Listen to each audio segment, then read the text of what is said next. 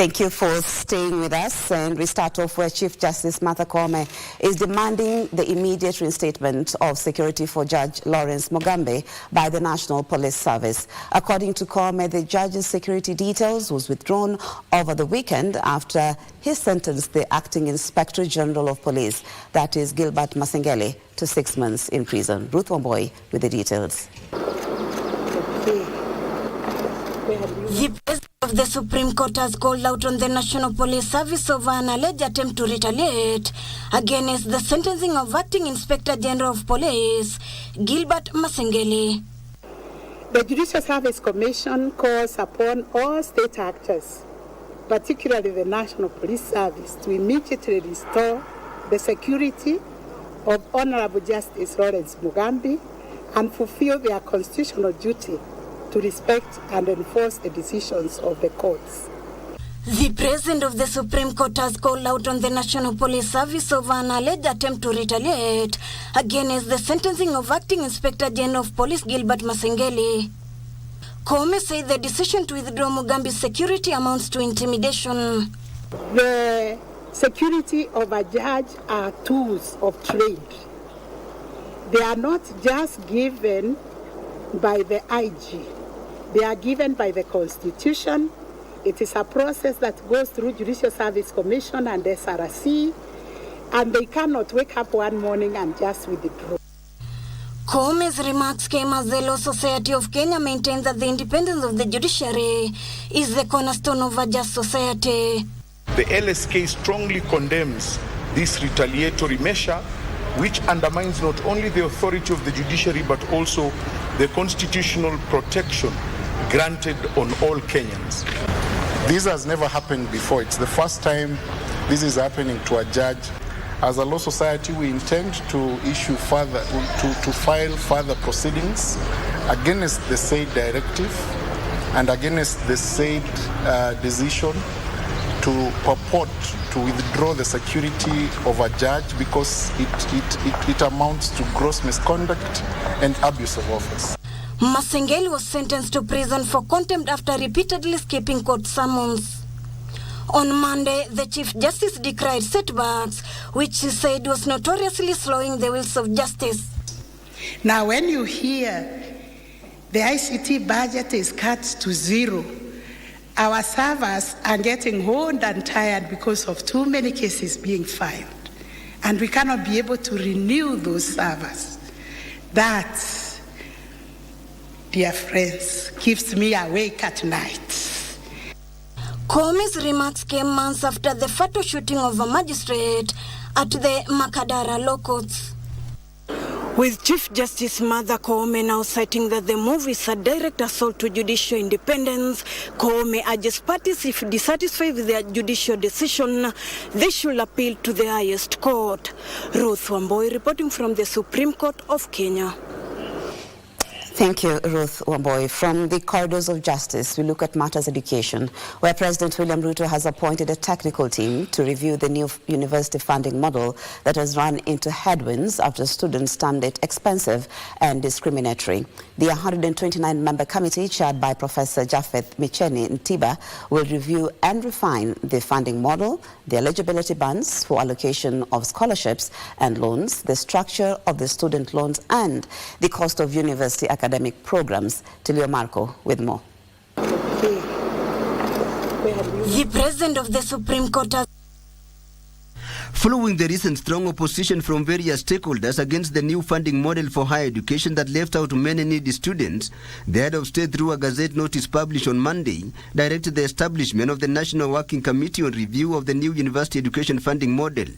Professor Japheth Ntiba will chair the 129-member committee comprising representatives of university students and professionals distributed in 4 work streams. Professor Karuti Kanyinga will chair the work stream to review and refine the new funding model for universities and TVETs. The work stream on appeals arising from the categorization of students into various eligibility bands for allocation of scholarships and loans will be chaired by Walubengo Waningilo. The work stream on structure of student loans will be chaired by Robert Oduoro Tieno, while that on the review of the cost of university academic programs will be chaired by Professor Mohamed Rajab. Its specific terms of reference include evaluating the effectiveness of the means testing instrument to ensure the categorization of students captures their socio-economic realities. The committee has 8 weeks from today to conclude the matter, but may have their term extended through a Gazette notice. To matters climate change, where the government's ambitious program to clean up the Nairobi River will kick off on the 1st of October 2024. President William Ruto says 20,000 youth will be engaged in phase 1 of the program, and they will be tasked with planting trees along the river, collecting garbage and undertaking repairs within city roads. To ensure that the program is a success, the president said national administration officers will take the lead in the formation of youth groups to engage in the exercise. I attended the meeting, and here is the story as filed by me.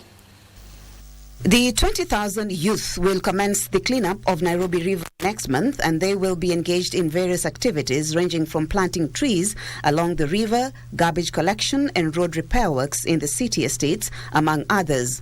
Under the Climate Works program, the president tasked the national government administrative officers to undertake the formation of youth groups that will benefit from the program. The head of state warning industries discharging their effluent to the river that they will pay a big price. It is no longer a matter that we as a country can ignore.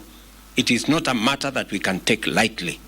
It not only poses grave danger to us as a nation, it actually poses an existential threat to humankind. Speaking when he met the national government administrative officers on Monday, President Ruto said his administration was committed to environmental conservation and the capital city must live to its billing as the city in the sun. Nairobi is the environmental capital of the world. We have the United Nations Environment Program in Nairobi. And therefore, on matters environment, Nairobi is the global capital. And therefore it is important for us as a city, as a leadership of this city, to make sure that we present a Nairobi that respects the tenets of matters environment. Environment Cabinet Secretary Aden Duale warning that polluters will no longer have their way. The biggest polluters of Nairobi River, Your Excellency, and when you are in Korokocho, you have sent them. And the law is very clear. Number one, and because of the dysfunctional sewerage system and infrastructure, is Athi Water Company and Nairobi Water Company. The president's message is loud and clear that the Kenya Kwanza administration will not tolerate the pollution of the Nairobi River by industries, even as he called on the national government administrative officers to ensure that the Climate Works program, which seeks to reclaim the environment, works. Meanwhile, the president has directed that all constituencies in the city be converted to sub-counties to enable residents access government services within their reach.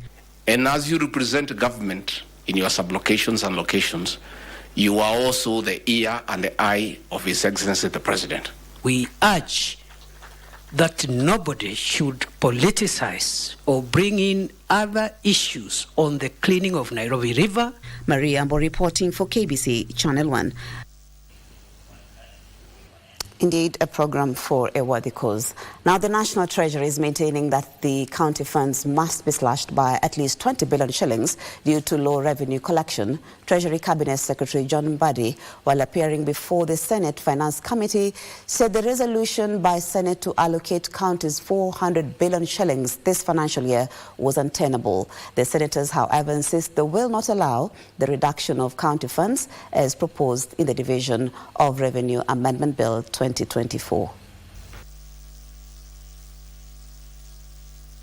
The Division of Revenue Amendment Bill 2024 proposes to allocate county government's equitable share, as I've just indicated, of 380 billion from the shareable revenue raised nationally, reflecting a reduction of 20.117 billion from an earlier allocation of 400.117 billion, which was initially allocated in the Division of Revenue Act 2024. This was occasioned by the fact that the projected revenue raised nationally for the financial year 2024-25 dropped significantly by 346 billion. And when I talk of dropping, it's estimates. These are projections. What wisdom was put in place that justifies the tweet? Because it's still not justifiable. Does it mean now we dismiss all the CHPs? Why is it so easy to make a decision to slash funds for county governments, and you find it difficult to tell members of the National Assembly to equally slash CDF? What is the scientific explanation of the 20 billion? Is it an arbitrary number, and then there's a laundry list that is a wish list that each counties will then go and navigate through their discretionary expenses to match that gap? Or is it just a number that came from some inspiration? I know we need to protect our counties, and I am in that school. But again, to protect the counties in the long run, we need to have fiscal consolidation. Because without that, we may imagine that we are protecting counties, and yet in the long run, everybody else will not be protected, whether counties or national government. A section of Mount Kenya leaders are calling on Interior Cabinet Secretary Kithure Kindiki to focus on unlocking government development projects in the region and ignore politics that would derail the agenda.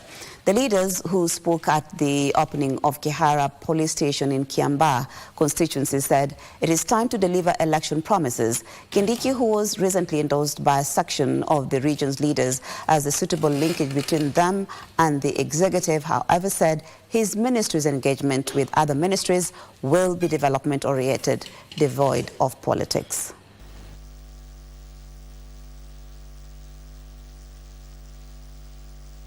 I'm very happy today kuangalia hiyo police station, na sisi hiyo mambo ingine ya siasa hatuhusiki. Wakati wa siasa ukifika, mambo ya siasa itaendelea. We have seen a leader who is focused and a leader who will not be mixed up in the current day politics where people want to mobilize on the basis of ethnicity for their own selfish and parochial interests. Wewe ukiongea kuhusu wewe mwenyewe, wewe ni mtu wa maendeleo. Now to matters health, where over 1.16 million Kenyans have registered for the Social Health Authority ahead of the rollout of social health insurance and the digitization of healthcare services on October the 1st, 2024.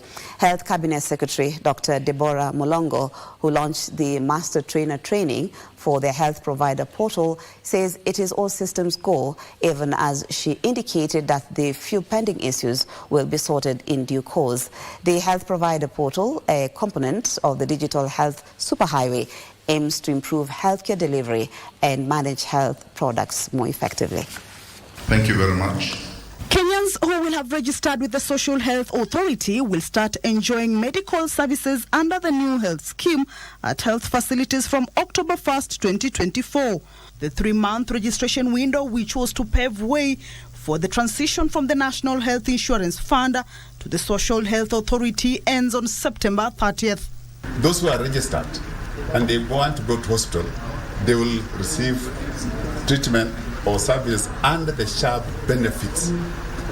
So it is good to register so that you know when you go there, you can easily be identified, because you will say, I have paid for my registration, I have paid for my premiums, and therefore I should be entitled to treatment under the SHARP benefits. So far, more than 1.16 million Kenyans have registered.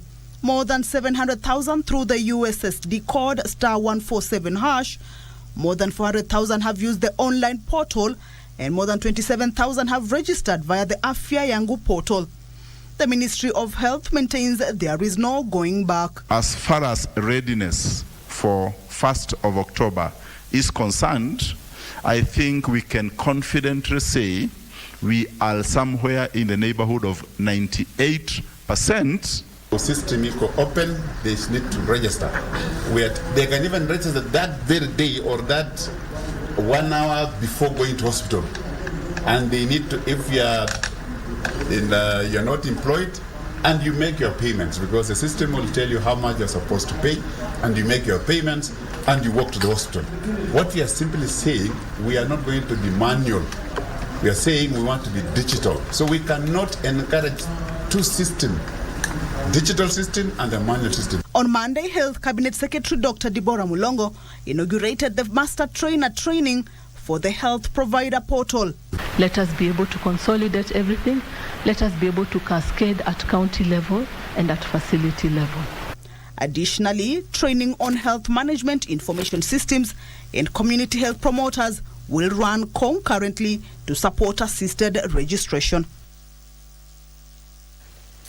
Thank you, Kamcha Menza, for that report. To matters security, where 163 suspects believed to be involved in criminal activities in Mombasa Central Business District have been arrested following a raid of their hideouts over the weekend.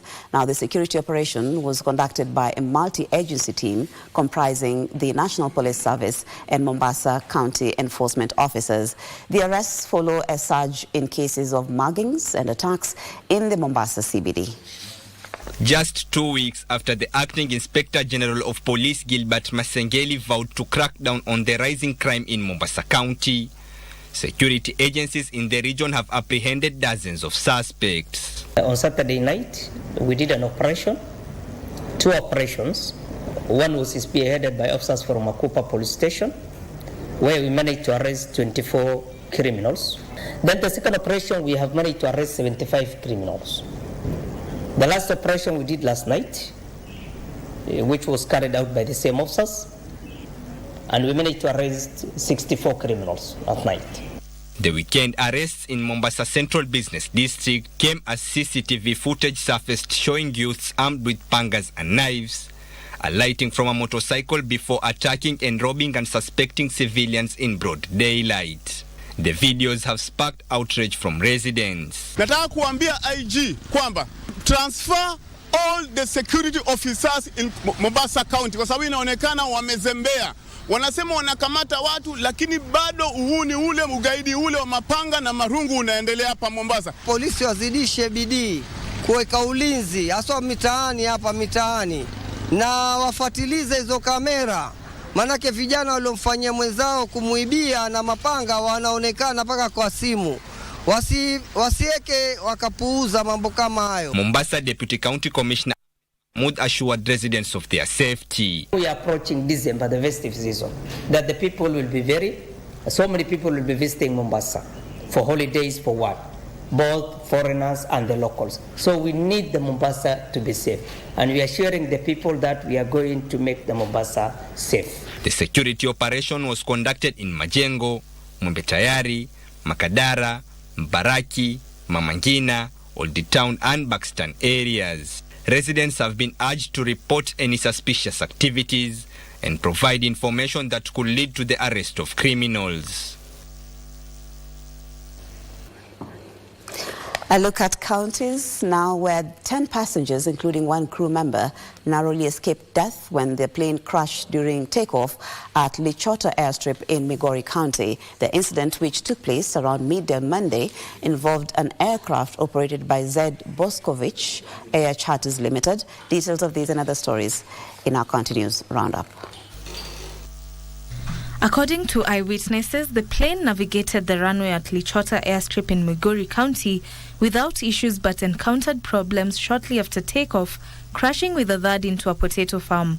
Investigations into the incident are ongoing. Saa ile niliona ndege ilianza kutoka chini, saa ile anataka kupaa juu, ikaanza kuyumba.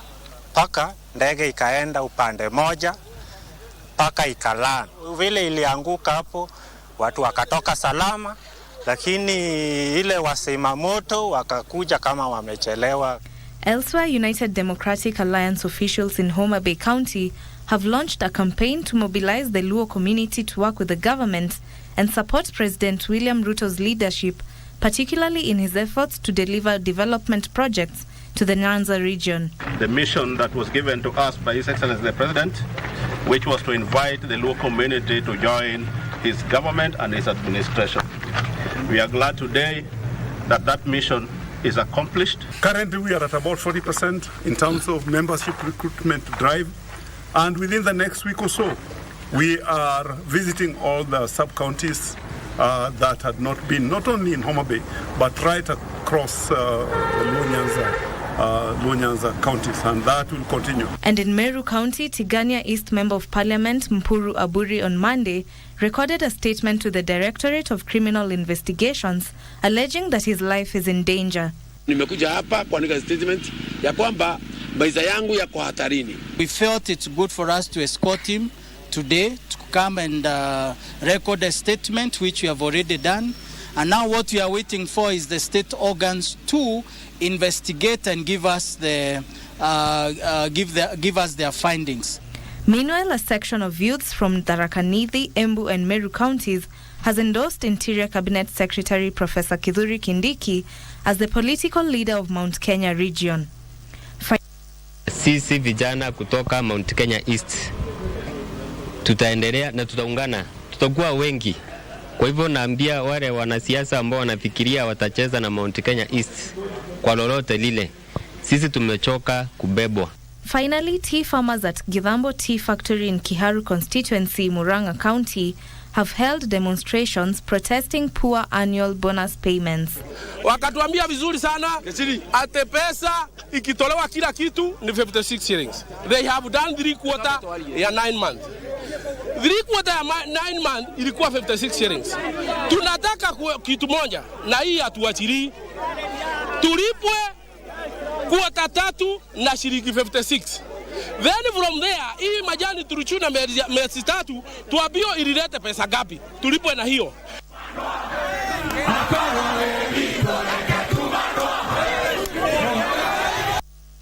Well, let's shift to business and still keeping with matters tea, where the Kenya Tea Development Agency managed factories are implementing new stringent measures that will see poor quality tea from farmers rejected. KTDA Chair Enos Njeru says the new measure has been taken to address increasing volumes of unsold tea at the Mombasa tea auction, which is attributed to poor quality produce. Benson Rioba brings us more details. Yet that 40% of all teas delivered for sale in 2023, which is about 230 million kilos, was unsold due to quality concerns from potential buyers. This has prompted the agency to set a minimum quality standard, which will see produce not meeting the threshold rejected at KTDA factories. As KTDA, we want to set a minimum standard quality that will be acceptable to KTDA. If certain quality will not be met, KTDA will not accept this tea. KTDA says of the unsold tea, produce from the west of the Rift region is the most affected, which it blames on rampant hawking that has compromised the quality. Once we work on quality, we will not be talking of volumes, we will not be talking of low prices or poor payments. We want actually even to improve and reduce the margin between the highly and lowly paid farmer. The unsold tea has seen farmers in recent months complain and even hold protests about delayed payment for green leaf deliveries.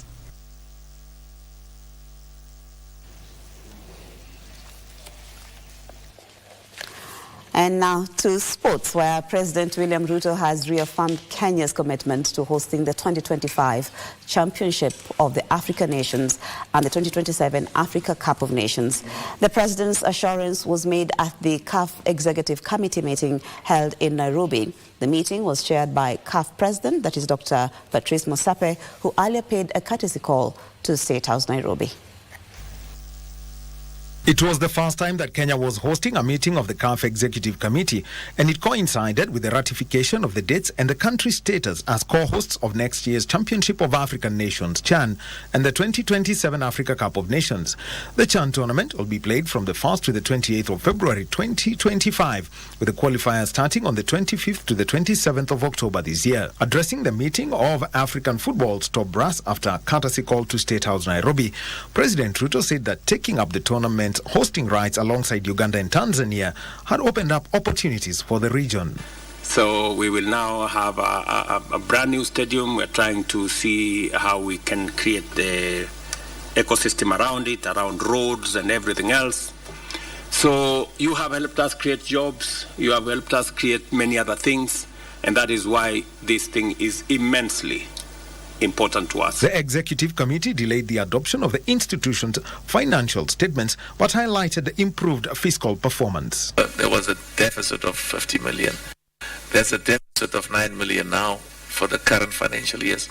I could have had a positive balance of 20 million, maybe even 30 million, reflecting a positive. But the money must go to the member associations.